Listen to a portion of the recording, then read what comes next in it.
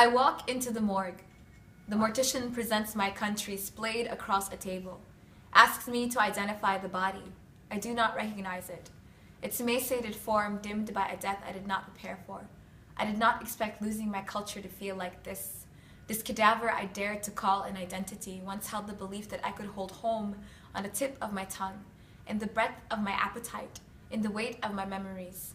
I only recognize my country in photographs, in sepia, in tour books, not in living color, not in the state of surrender. My stomach failed me first gripping down on processed food, the bite of bile and my disobedient tongue. My ears followed, forgetting the timbre of my grandfather's voice, the swift hush of wind over desert sand. Then my accent, as they force-fed me this borrowed language. There's something about the taste of assimilation that makes you want to get back in the boat.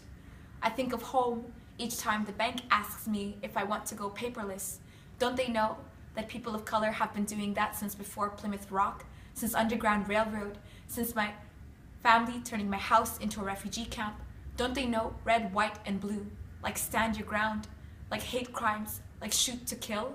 Only stars I see are when the cops roll in to take my neighborhood, my family, undocumented. Only stripes I see chain us to this prison of an existence. I find myself talking to people across borders more each day. I find myself crying for their countries too. This massacre, this wilted flower field of gutted nations, less melting pot, more guillotine, more disemboweled American dream. If you hate it so much, then why are you here? Because sometimes the buildings collapse, but the rubble keeps bleeding. Because sometimes your blood is the only thing you can carry with you. Because sometimes the water is more inviting than where you stand, and that's how you end up with little kids washed up on foreign soil. And I'm not just talking about the ones that make it. Do you know what it's like to escape genocide only to be gunned down in your own home? Don't they know that they're just finishing the work that our dictators started? Ever since they handed me the death certificate. No, the certificate of naturalization. I've been seeing ghosts, mostly in the mirror, at the dinner table, at the family picnic. We were naive enough to believe that we could hold home and here without anyone having to leave.